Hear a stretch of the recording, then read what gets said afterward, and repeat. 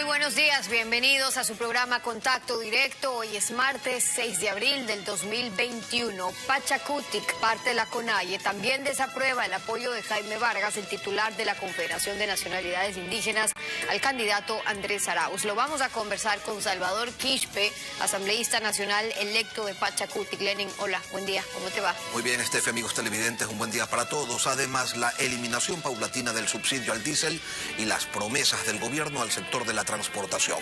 Más adelante, Abel Gómez, presidente de la Federación Nacional de Cooperativas de Transporte Público de Pasajeros. La actualidad, los protagonistas, el análisis y la información en Contacto Directo.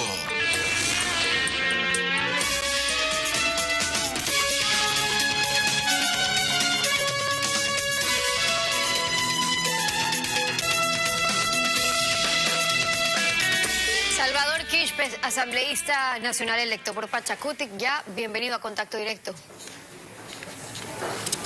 Sí, muchas gracias, Estefanía. Buenos días a usted, muchas gracias. Buenos días, Salvador. Saludos nos confirma, para el ¿usted me puede escuchar bien? ¿Nos escucha bien? Escucho bien, Estefanía. Perfecto, buenos días bien, también. Muchas gracias. Pachacutic, brazo político de la CONAIE, una CONAIE cuyo presidente salió a apoyar al candidato Arauz cuando en la asamblea del 10 de marzo habían resuelto que no iban a apoyar a ningún candidato y más bien impulsar el voto nulo. Que si será solo Vargas o si las bases de la CONAIE acogerán el llamado de Vargas y no el de Pachacutic, está por verse. ¿Cómo les deja eso a ustedes?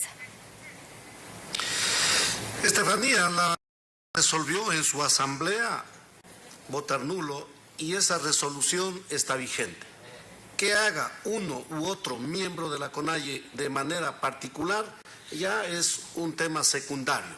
Nosotros estamos preocupados por lo que ha dicho la persona del señor Jaime Vargas, pero la CONAIE tiene una resolución en firme y eso está caminando.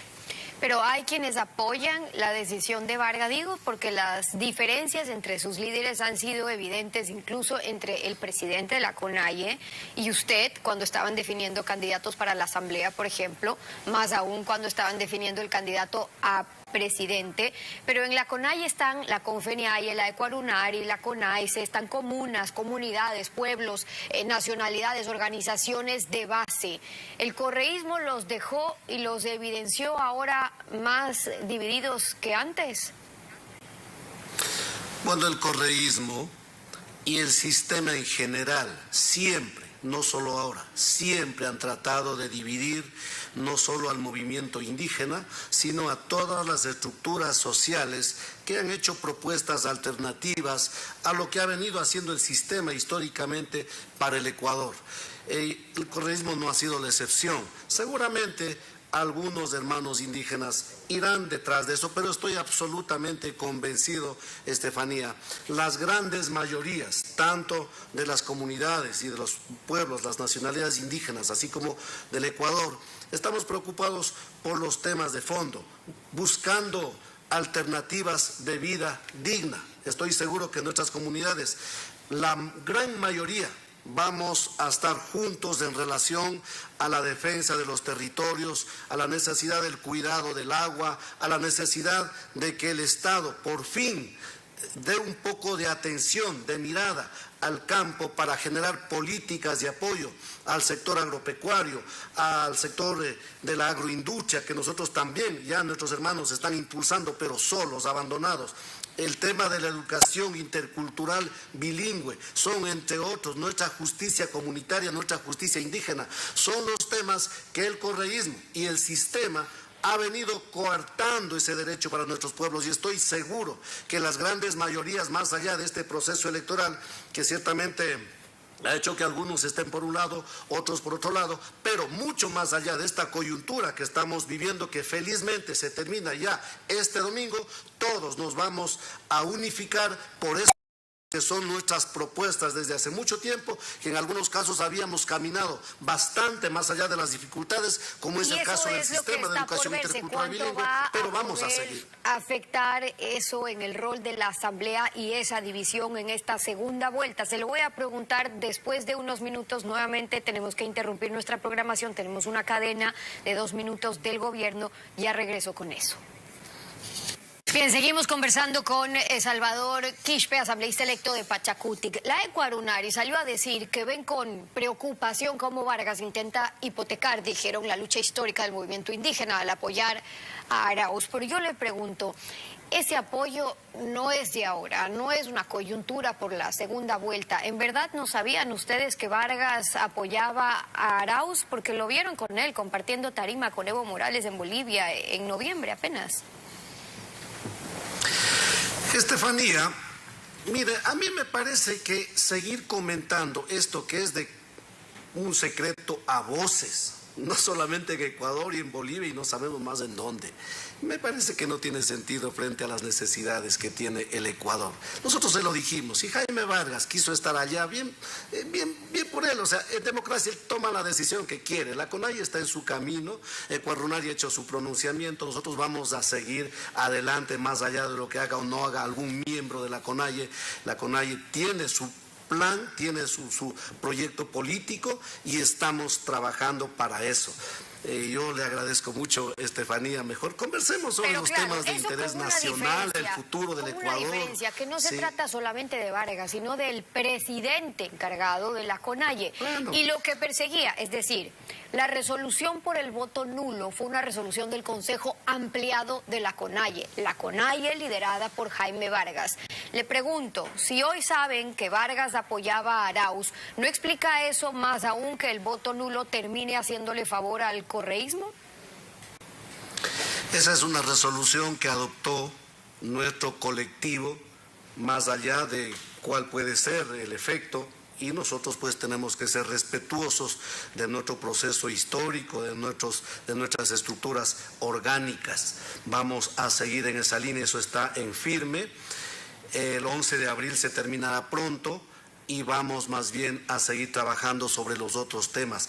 Encaminémonos a un proceso de diálogo, de gobernabilidad, respetuoso de los espacios, de las funciones de cualquiera que llegue a la presidencia de la República.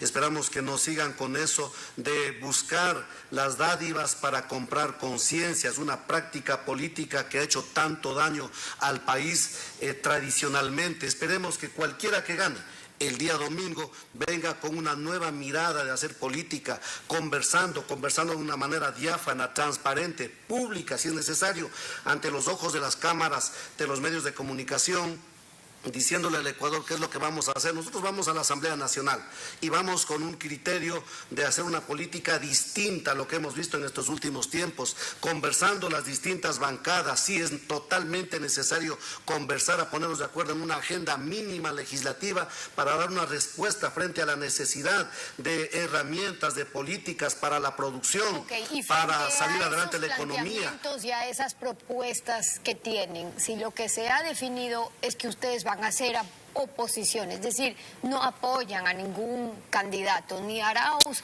ni a Lasso, pero si el voto nulo le hace favor al candidato que no quieren que llegue a la presidencia, ¿por qué no un voto útil, aún sabiendo que serán de oposición?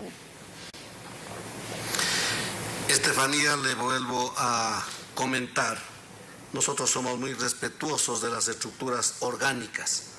Hemos tenido nuestras opiniones, hemos dado nuestras opiniones al interior de nuestras asambleas, pero la asamblea toma una resolución y nosotros somos muy respetuosos de la resolución que tome, no podemos estar por otro lado. Es como el Ecuador va a tomar una decisión este domingo, mayoritariamente.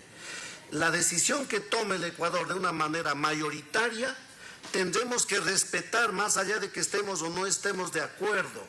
Así funciona la democracia. Al interior de nuestra organización, una mayoría tomó una resolución, nosotros tenemos que respetar. No puedo yo mañana, porque no estoy de acuerdo con los resultados del domingo, la próxima semana decir yo no reconozco aquello y voy a decir otra cosa. Imagínense. Es decir, las democracias así funcionan. Una es su opinión, pero prevalece aquí el respeto a la decisión que tomaron en esa asamblea con las bases. Ahora, Pachacutic, lo que se refiere a Pachacutic, a través de su coordinador han calificado esta decisión, la de Vargas, como una traición. Ahora, Vargas y Leonidas Issa fueron los protagonistas de las manifestaciones de octubre del 2019. Más allá de que había un descontento, y por cierto, un descontento legítimo de la ciudadanía, de los movimientos, porque el gobierno no supo manejar el tema, entre otras cosas. Ahora, ¿podrían creer que si esos líderes estaban con el correísmo, el caos, ese caos que vemos que sobrepasó a la protesta indígena, no creen que venía provocada con otros intereses? Lo hemos dicho una y otra vez, repito, o sea, seguir lloviendo sobre mojado me parece que no tiene sentido en un espacio tan importante como es este espacio de Ecuavisa para todo el Ecuador. Pero yo creo que más allá de las cosas que pasaron en octubre, es necesario hoy que nos pongamos de acuerdo y que trabajemos todas las funciones del Estado, todos los responsables que estamos frente al Estado, junto con el pueblo ecuatoriano, para superar esos problemas históricos, esos problemas de las inequidades, esas brechas sociales. Está claro, unos cuantos están bastante bien y hay millones de ecuatorianos que no tienen un empleo, viviendo en una pobreza. ¿Cómo explicamos eso al país? Esa es la consecuencia de las políticas que se han venido imponiendo históricamente en el Ecuador. Hoy es el momento de que nos sentemos a conversar y que generemos políticas para que empecemos a dar una respuesta frente a esos problemas sociales, económicos, ambientales que vive el Ecuador y evitemos que en el futuro se vuelvan a dar esos hechos lamentables. Nadie quiere eso. Hoy vamos con esa predisposición a conversar, pero a generar resultados en serio y no de esos diálogos que nos han llevado para la fotito del primer día.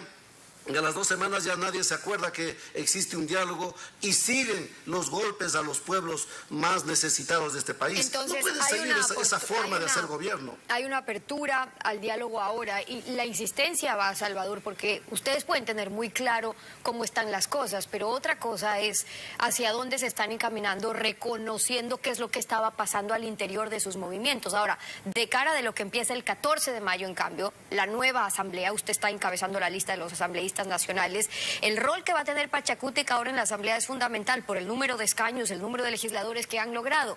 ¿Qué es lo primero que van a pedir fiscalizar en el tema de lucha anticorrupción, por ejemplo? Hay varios temas, pero fíjese, una de las que más me preocupa a mí, no tenemos este rato recursos para comprar las medicinas frente a la pandemia. Sin embargo, esos contratos de prestación de servicios para la producción petrolera siguen vigentes y a través de esos contratos los ecuatorianos estamos pagando un de alrededor de $20 por cada barril de petróleo. En una producción diaria de alrededor de 200.000 barriles de petróleo perdimos alrededor de $2 millones diarios, más de $1.000 millones anuales. ¿Cómo así? Tenemos que revisar. Yo invito a las distintas bancadas de la Asamblea Nacional. Vamos, en respuesta y en consecuencia a lo que dijimos en la campaña electoral, que íbamos a hacer las cosas bien por el bien del Ecuador. Qué bueno que tengamos esas intenciones, colegas legisladores. Vamos a transparentar estas cosas y a evitarle que el Ecuador siga perdiendo solo en este rubro más de $1.000 millones. ¿Qué pasa con los mecheros que queman el gas de la Amazonía desperdiciando recursos? No se hace nada por eso, tan solo para atender apetitos económicos de quienes tienen el control de las importaciones del gas. A ellos no les interesa que aprovechemos el gas de nuestra Amazonía. Ahí perdemos cualquier cantidad de recursos. Vamos a fiscalizar por un lado y seguramente a dictar una nueva ley de hidrocarburos para encaminarle, aunque sea un poco tarde, al Ecuador, no solamente para vender el petróleo crudo, sino sobre todo para refinar y aprovechar de mejor manera nuestro petróleo que se está explotando. En medio de esas propuestas, al decir vamos, también es con quién. ¿Ustedes no apoyarían, por ejemplo, la candidatura para la presidencia de la Asamblea de Pierina Correa, siendo la asambleísta más votada? Porque ellos han dicho que parte de su proyecto político era el de presidir la Asamblea. Bueno, respetamos mucho, ellos presentarán su candidato, está bien, así es en democracia, si ese es el objetivo final de su proyecto político, nosotros respetamos mucho. Nuestro proyecto político no dice tener un presidente de la Asamblea Nacional. Nuestro proyecto político son otras visiones, visiones de vida para los ecuatorianos. Si para alcanzar esos propósitos, ese bienestar para los ecuatorianos, tenemos que acompañar desde una curul de la Asamblea Nacional, desde una presidencia de una junta parroquial, o desde una alcaldía de una prefectura, desde la presidencia de la República, o desde la presidencia de la Asamblea Nacional, para nosotros será un medio, un camino para lo otro. El proyecto político no es ese puesto, no es ese sillón. El proyecto político es el bienestar de todos. Así que vamos a conversar. Nosotros presentaremos nuestras propuestas, incluido la candidatura a la presidencia de la Asamblea Nacional, y será la Asamblea Nacional la que discuta frente al país, no frente a una intención personal. Como asambleístas más votados están Pierina Correa, está usted, está Vilma Andrade ID, César Monge de Creo y le sigue Cronfle del PSC. Estaba previsto que los tres más votados, donde estaría usted, se reúnan ya con el presidente de la Asamblea, el actual, para la transición. ¿Han avanzado en...?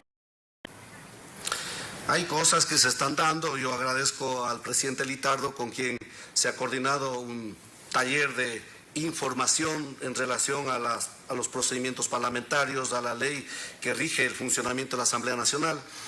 Hoy mismo vamos a una reunión que es parte de un proceso en construcción de un acuerdo con los colegas de la izquierda democrática, con un grupo de colegas asambleístas electos de los sectores independientes o minoritarios. Estamos conversando en el sentido de ofrecerle al Ecuador una agenda legislativa conjunta, un acuerdo mínimo para encaminarle a la Asamblea por ese camino que necesitamos los ecuatorianos. Aspiramos, y esa es también la otra invitación, a que se quede atrás esas políticas de te ofrezco la gobernación a cambio de tu voto para algo, te ofrezco la construcción del hospital de Pedernales a cambio de alguna cosa para el gobierno. Le invitamos a cualquiera que gane la presidencia de la República este domingo a que se actúe con responsabilidad.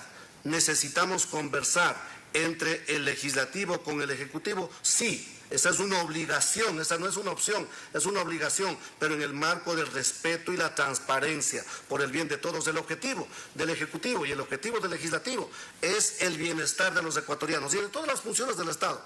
El objetivo mayor es el bienestar de los ecuatorianos. Para eso tenemos que conversar sin trastocar la independencia de las funciones del Estado. Con respeto, estamos totalmente predispuestos para conversar por el bien de todos los ecuatorianos, al interior de la Asamblea y con las demás funciones del Estado. Es la posición de Salvador Quispe, asambleísta nacional electo por Pachacutic, acompañándonos hoy en Contacto Directo. Muchas gracias por haber estado con nosotros.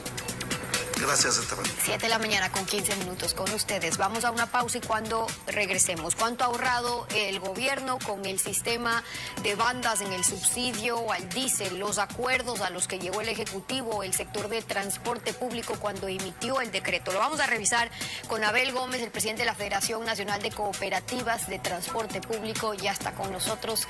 Quédese usted en nuestra sintonía. El sistema de bandas implementado por el gobierno para reducir de manera el subsidio a los combustibles genera sin duda malestar entre los usuarios, mientras el Estado alivia sus egresos al no tener que destinar los cientos de millones de dólares que antes iban a ese rubro. Desde mayo del 2020 hasta ahora el diésel se ha incrementado en 40 centavos, un 40% de su valor. El ahorro para el Estado ha sido de 1.000 millones de dólares. Abel Gómez, presidente de la Federación Nacional de Cooperativas de Transporte Público de Pasajeros, nos acompaña esta mañana. Buenos días y bienvenido a Contacto Directo. Buenos días, Lenin. Buenos días a todos los que están conectados a este programa. Empecemos por lo primero. Ustedes le habían dado plazo al gobierno hasta el 5 de abril para tener respuesta a la crisis del sector. Si no la tenían, a partir del 6 de hoy, habían anunciado pues que iban a una paralización. Finalmente, ¿qué pasó? La transportación se reunió con sus presidentes y gerentes de las uniones el día de ayer hasta las altas horas de la noche para analizar la problemática de la transportación frente a los problemas que no tienen de parte del gobierno.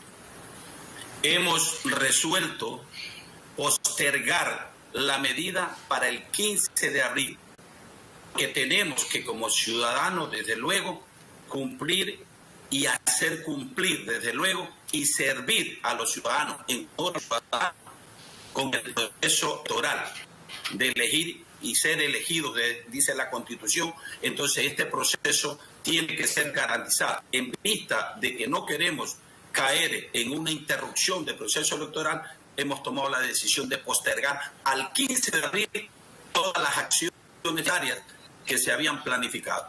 Ahora, en el mismo decreto que se implementó el sistema de bandas que impacta al diésel con un incremento del 40% de su valor al día de hoy, se habla también de trabajar para focalizar los subsidios. ¿Cuántas reuniones se han dado con esa intención y cuáles son los resultados obtenidos hasta ahora? Mire, Lenin, yo quiero decirle al país y decirle a todos los compañeros transportistas que me escuchan de las diferentes modalidades. El transporte público de pasajeros es el único que viene en este momento siendo regulado por el Estado toda su actividad. Y dentro de esto, la crisis de este sector viene desde la... aprobó un cuadro tarifario y no se lo aplicó. Y más bien lo que hicieron fue dar un aporte económico, es decir, una compensación económica que solamente fue por 2 años.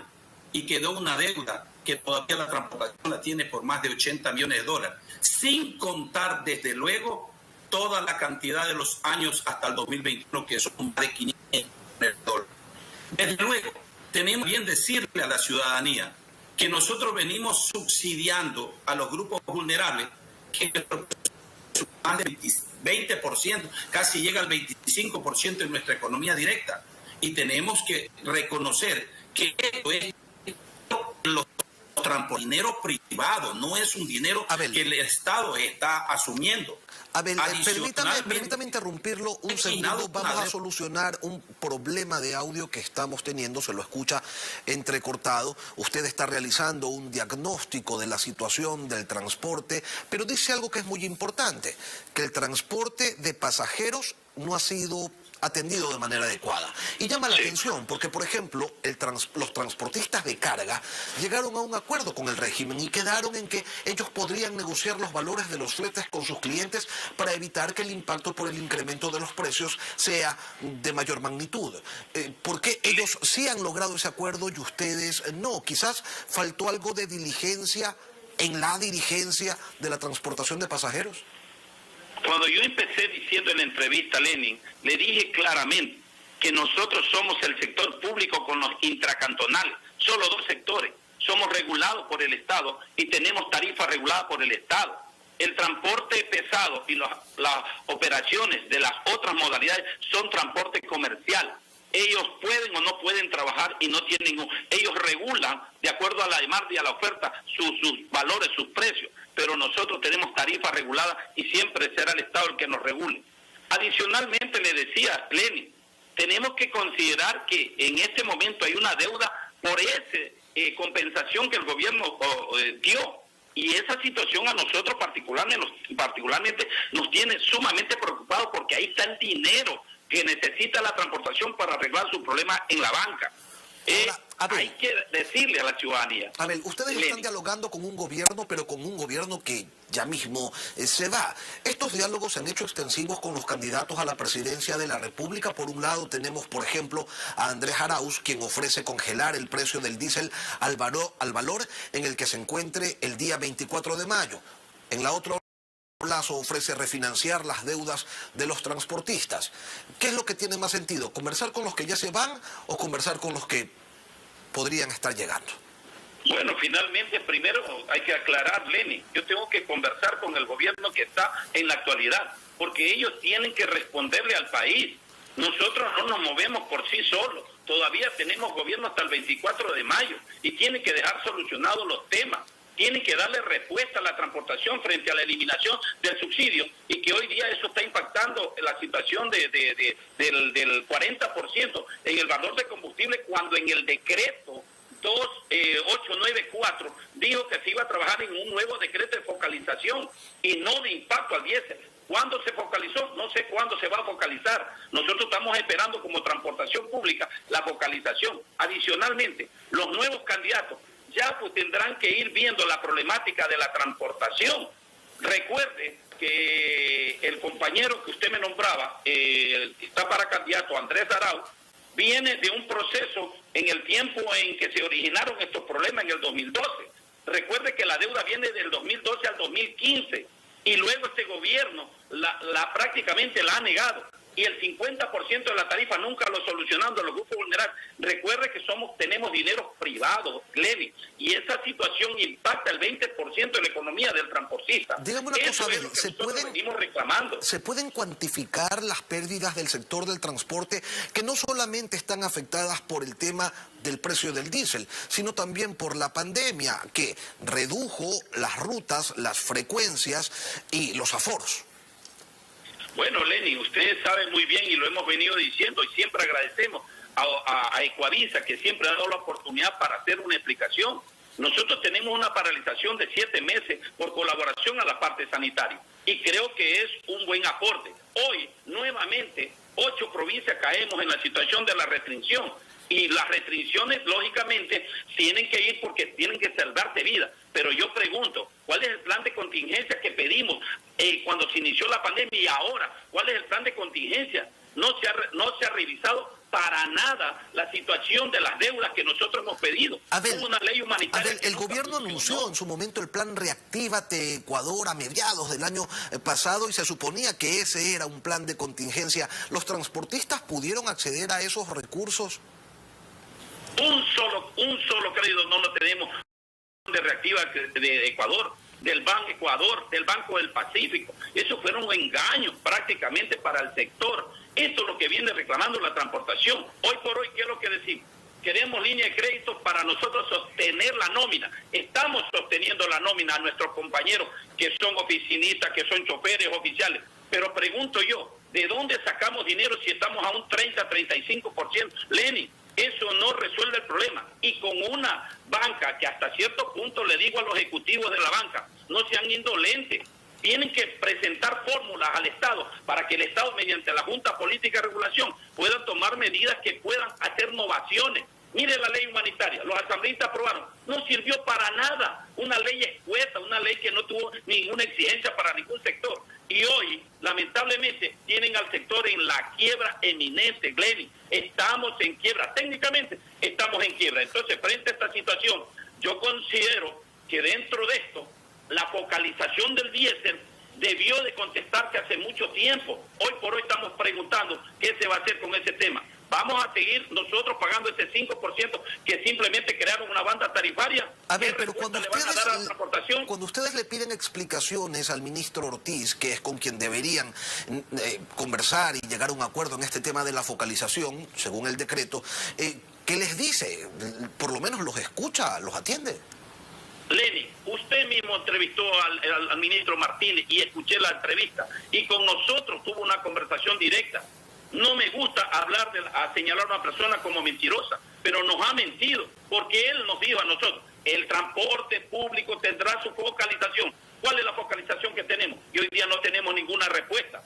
Adicionalmente, nosotros frente a toda esta situación, Lenin, permítame leer las 3 resoluciones que anoche se tomaron en vista de esta problemática y las resoluciones que se vienen tomando en vista de la problema de la transportación. Adelante. El primero es hacer conocer nuestra pública expresión de descontento y al justo reclamo al gobierno nacional, al no haber tenido ninguna respuesta hasta la presente fecha. Es decir, hasta hoy día no tenemos ninguna respuesta. Eso es claro, por eso se tomaron las medidas. Segundo, sin embargo, considerando en nuestro deber moral y cívico rendir un público homenaje, desde luego al pueblo ecuatoriano, que somos parte, y así como en la democracia, en tal sentido, haciendo gran sacrificio, continuaremos trabajando en el día de las elecciones para que el proceso electoral se lleve a cabo. Punto, a partir del 15 de abril de 2021 se tomarán las acciones que consideremos pertinentes en defensa de nuestros intereses. Lenin, por el amor a Dios, el transporte está quebrado, el transporte público está quebrado. La banca tiene que hacer algo urgente y hago un llamado a los ejecutivos y adicionalmente las casas comerciales como Tiojama Comercial, como Mavesa, las carrocerías que dentro de su negocio y su giro de negocio tienen crédito, por el amor a Dios, tienen que replantear los temas. Abel, quiero agradecerle a Abel Gómez, presidente de la FENACOTIP, Federación Nacional de Cooperativas de Transporte Público de Pasajeros, y hay que destacar que en su propuesta piden atención del Estado y refinanciamiento de sus deudas, más no un incremento en los pasajes, porque si los transportistas la están pasando mal, la ciudadanía, los usuarios, también. Gracias por acompañarnos esta mañana aquí en Contacto Directo. Muchas gracias, Lenny, muchas gracias, pueblo ecuatoriano.